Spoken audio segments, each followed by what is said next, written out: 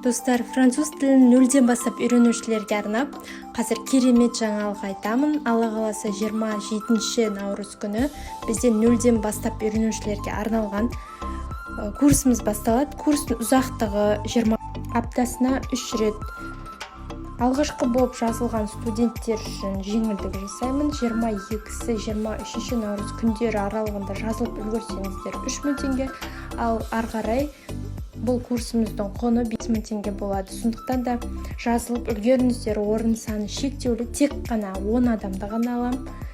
Достар, білесіздер ғой, егер де мен тек 10 адамды алам деп айтатын болсам, онда тек шынымен де 10 адам ғана қатыса алады деген сөз.